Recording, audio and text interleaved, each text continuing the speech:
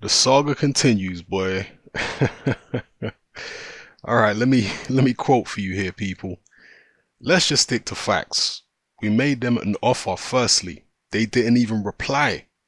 They made us an offer. We asked to see a contract. They refused to send one.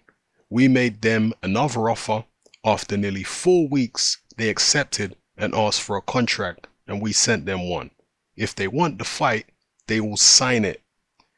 I can't quite make out whether people are lying to Deontay about the negotiations or he is just completely deluded. I saw an interview with him yesterday saying he is actually two people, Deontay Wilder and the Bronze Bomber, so I'm siding with Deluded. It's not complicated. We have set out the terms of the deal, we put it in a contract and sent it to him. He has now had the contract a week. We are getting calls from the WBA on a daily basis asking what's happening. There is absolutely zero urgency from Deontay and his team other than posting silly Instagram videos. The proof is in the resumes, and at this stage I believe Deontay and his team do not want this fight. So those are the words of Anthony Joshua's promoter, Eddie Hearn. Now, we saw the interview, well, most of you saw it yesterday, that Deontay Wilder did on YouTube. He was saying that Joshua wants to fight, but Hearn don't really want it, and Joshua's just a puppet, and he's a fake champion, and all this kind of stuff. Well, here's a question that I have. If Joshua's team don't really want to fight, why were they the ones who made the offer, the first offer in the first place? Why did they make the offer? And for two, if they don't want to fight and this is all a bluff, why are they delaying their mandatory defense against Alexander Povetkin? You see, because it's very urgent. The WBA have called that mandatory. Deontay Wilder, on the other hand, his mandatory hasn't been called, so he's got all the time in the world to negotiate or mess about or do whatever his team is doing. Their mandatory hasn't been called, so they're not under pressure of a time limit.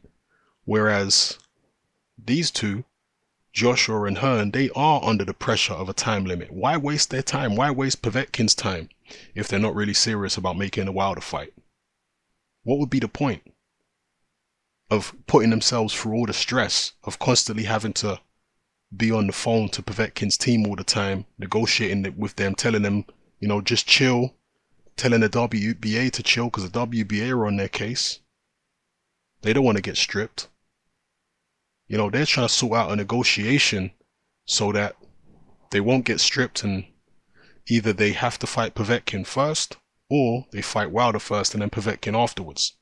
They're under pressure from the WBA. Deontay Wilder is not under pressure from the WBC. So who has time to be messing around here?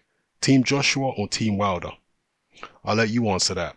And as I've said before, I believe both fighters do want to fight, but I believe that there is somebody in either or both of their teams that is delaying this process unnecessarily for whatever reason. Maybe because they're concerned, or maybe because they're not getting the financial split that they want, maybe some other reason.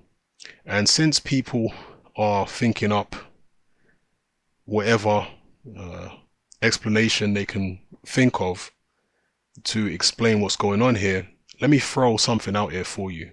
Alright, because I'm not privy to the negotiations behind the scenes. I don't know why it's taking so long to sign this fight. So let me just throw out a quick theory for you guys. What if Team Joshua, right, Eddie Hearn, and Team Wilder, Shelly Finkel, what if they are, and Al Heyman, what if they are collaborating behind the scenes and keeping both fighters in the dark? What if they are deliberately prolonging the negotiations just to build the fight, and maybe not even do the fight this year, maybe do the fight down the line, but the fighters themselves are completely in the dark about it? Could that be what's going on? That there's some kind of collaboration between Hearn and Heyman and Finkel, and they're keeping the fighters out of it? Are the fighters in the negotiations? I mean, have they been on the conference calls? Have either of the fighters been at the negotiating table? Has Hearn even met? Because I know he called for a meeting with Finkel and Heyman and whatever. Has he actually sat down and met them face to face? Because if I was in Joshua's shoes or Wilder's shoes, that's what I would want to do.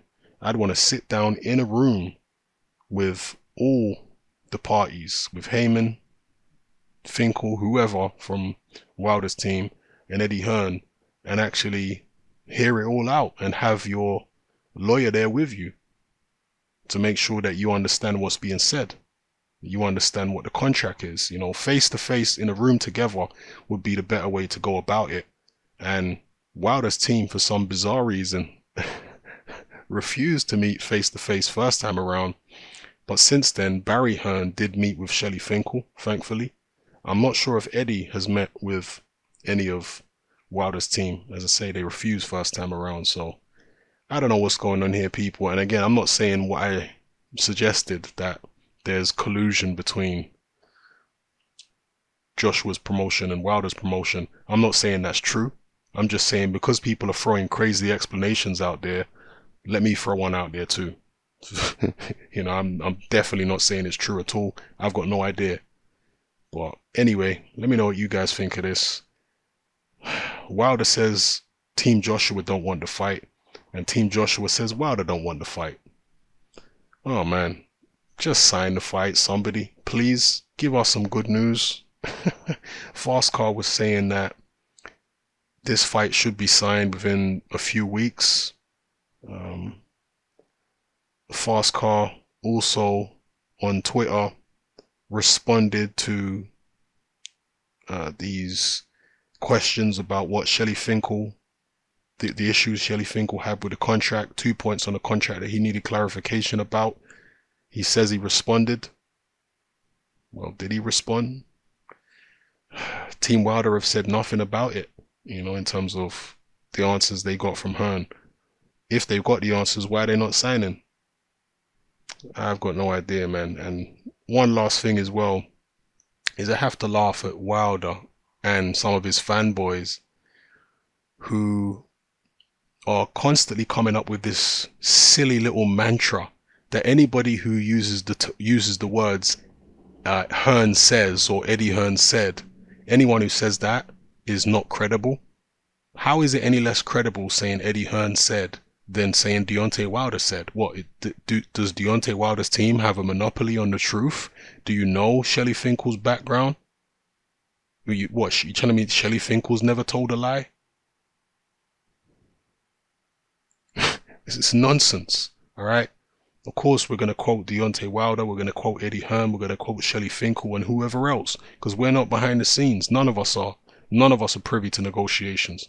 So if I catch anyone trying to do that silly Eddie Hearn says quotation marks as if it's some type of indication of someone not being credible, if I see anyone saying that nonsense, you're just getting straight blocked. It's as simple as that. As simple as that. So anyway, let me know what you feel about this in the comments, people. Does Deontay Wilder really want this fight? Is it a bluff? Let me know what you feel about all the points I've raised. It's happening. I'm out.